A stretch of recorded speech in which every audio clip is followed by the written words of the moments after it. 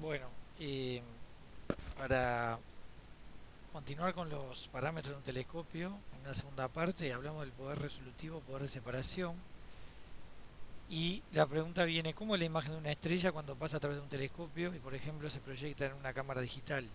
Bueno, el asunto es que no es como no son puntos de luz, sino que son discos, y esos discos tienen una implicancia sumamente importante para definir el poder resolutivo de un telescopio. ¿Por qué son discos? Bueno, para eso echamos mano a la difracción. Cuando un frente de ondas planas pasa por se golpea contra un tabique que hay una pequeña abertura, este genera un nuevo frente de ondas circulares concéntricas que se va agrandando en la medida que avanza, y ese es el típico efecto de cuando vemos la luz que pasa a través de un orificio de una chapa y miramos la proyección en el suelo, una chapa de un techo de chapa, y vemos que el dibujo del circulito, que apenas tiene unos milímetros, aparece capaz que con 1 o 2 centímetros, etcétera, ¿no? Eso es debido a la difracción y al hecho de que la luz dobla las esquinas, ¿tá? O sea, por ser o tener carácter ondulatorio la luz, cumple con esta, vamos a decir, cuestión que en alguna época fue como media mágica, de que dobla las esquinas y genera que se desvíe debido a los obstáculos o a los bordes de la abertura.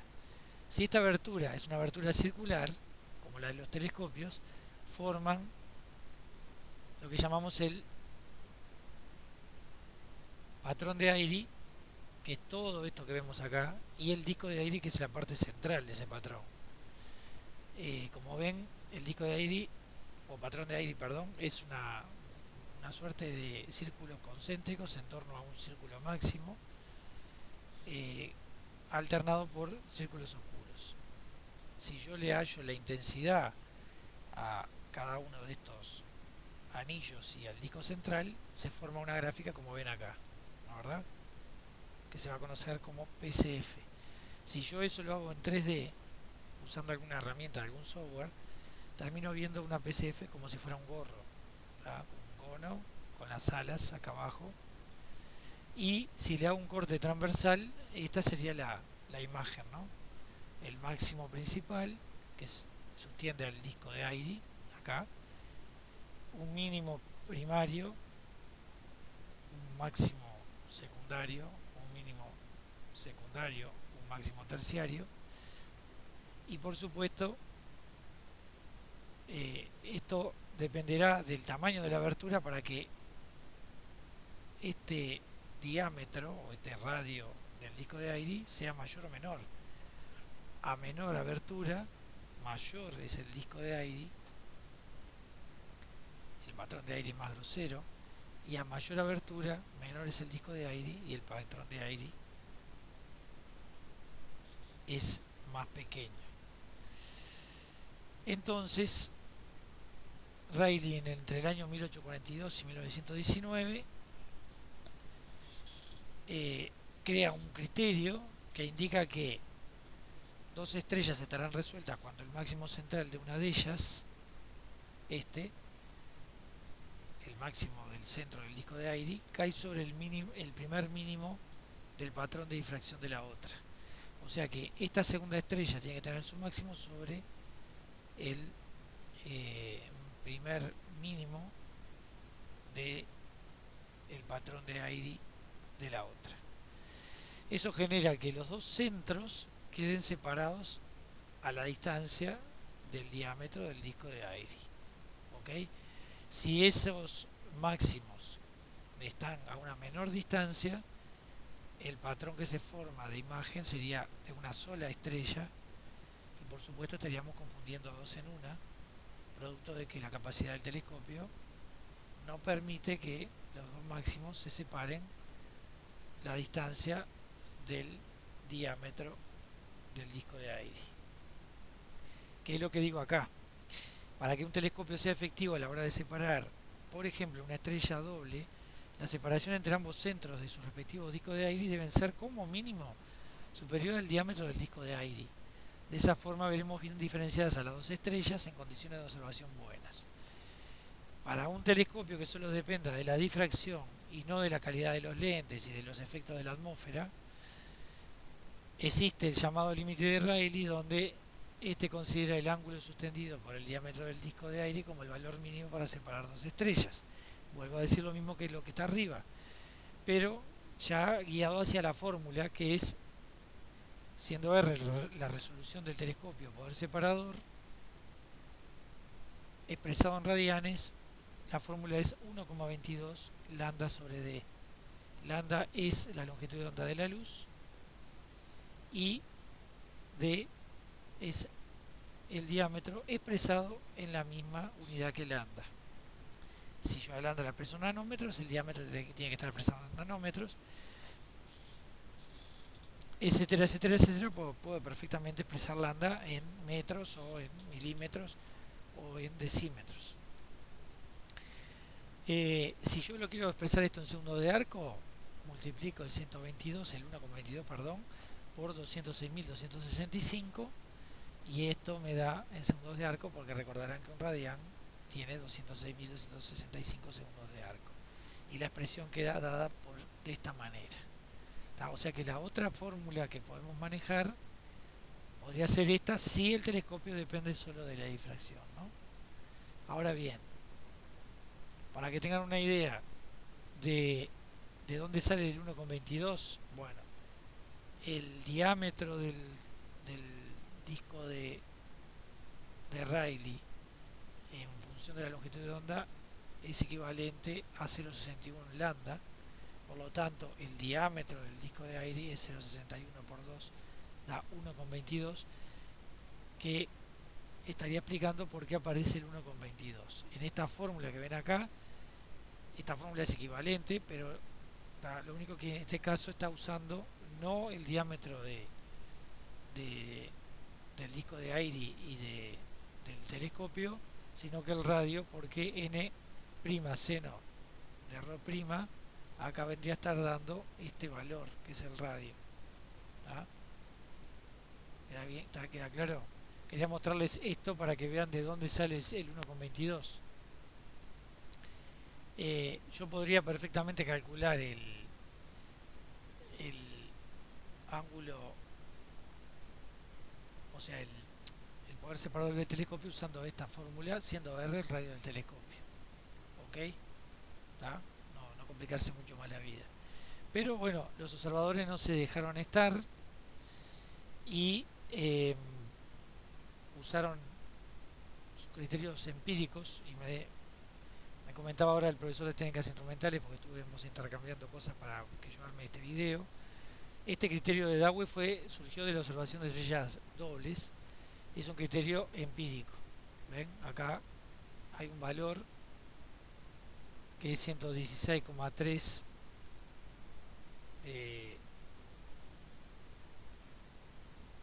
dividido el diámetro en milímetros, y acá hay un valor para el criterio de Rayleigh en segundos de 138,4 expresando el diámetro en milímetros. Sparrow es otro criterio que, digamos, no es tan conservador como el de Rayleigh, donde aparentemente las estrellas están más juntas todavía, y si bien se nota que están separadas, no quedan bien clara esa separación, usa el 106,6 por d en milímetros. O sea que ustedes pueden manejar cualquiera de estos criterios. Si yo no sé, en los ejercicios les pido que manejen esos criterios, ¿no? ¿Verdad? Pero recuerden que estas fórmulas dan en segundos de arco, y si ustedes la convierten, tienen que dar en valores muy semejantes a las que di en este otro. Semejantes no, valores iguales usando estas expresiones. ¿Ok? Tal vez pueda haber alguna variación porque las otras son de carácter empírico y pueden tener en cuenta las fluctuaciones de la atmósfera, ¿no? Bueno, muy bien. Otro parámetro importante es la razón focal del telescopio. Esa razón focal es el cociente entre la distancia focal del objetivo y el diámetro del telescopio, que yendo para atrás un poquito, les recuerdo que eran estos dos valores. Este dividido este, ¿ok? Y ustedes tienen acá un ejemplo bien claro de qué sucede cuando este valor es chico o este valor es grande. Si este valor es grande, hablamos de un telescopio luminoso, perdón, oscuro, y vean cómo se ve este cometa con un valor de RF10. En cambio, un RF5, o sea, usando un telescopio que le dé un valor menor, vean que aparecen mucho más luminoso el campo, con más estrellas, y por supuesto una imagen un poco más clara del cometa, ¿no? ¿Verdad? Ahí dice que RF es un indicador del grado de luminosidad del telescopio. La luminosidad del telescopio es inversa a la razón focal. Y si es inversa a la razón focal, como la razón focal es inversa al diámetro, la relación focal, la razón focal, perdón, es proporcional al diámetro. A mayor diámetro, mayor razón focal. O sea, más diámetro tengo, más razón focal tengo, menor razón focal tengo, y por lo tanto eh, tengo un valor eh, o sea, tengo una imagen más clara del objeto, ¿no? Del campo. Entonces repetimos, por la duda que me haya equivocado, o sea, si yo acá digo que la luminosidad del telescopio es inversa a la razón focal, ¿tá?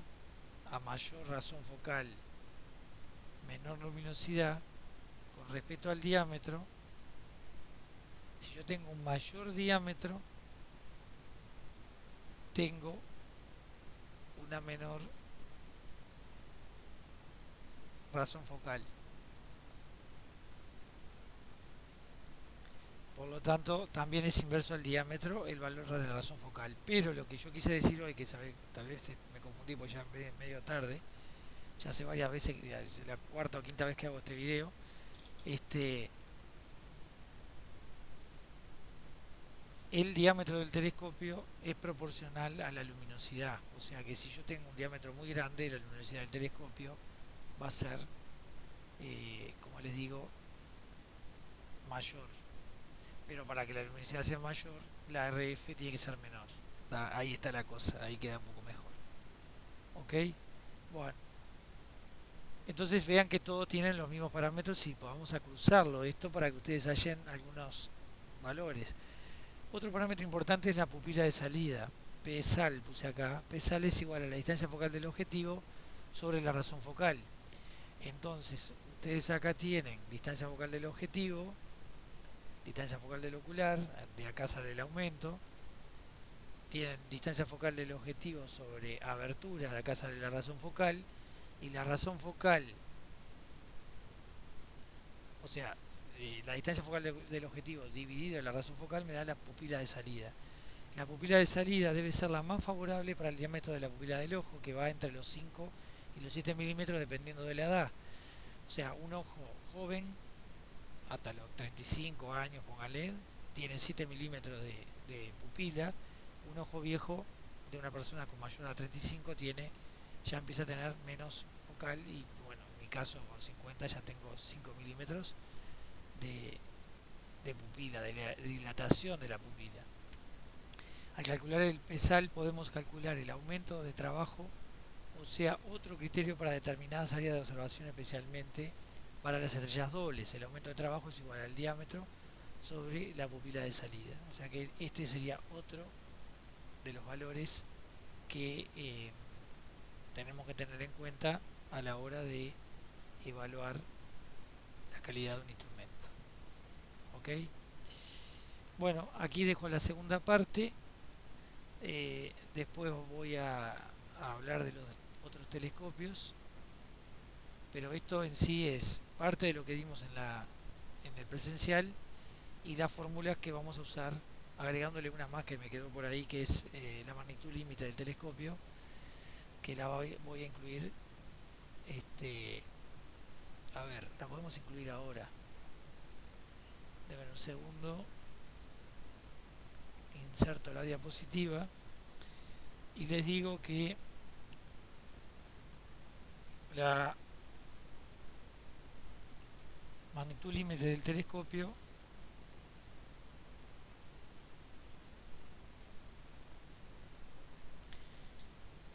es igual a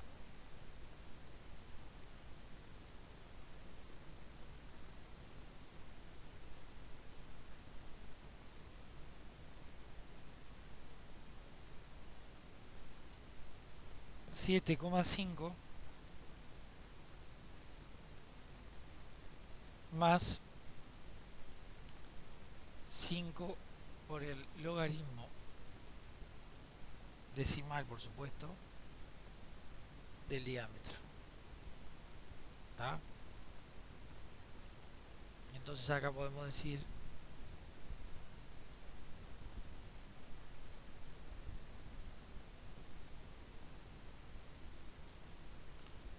magnitud límite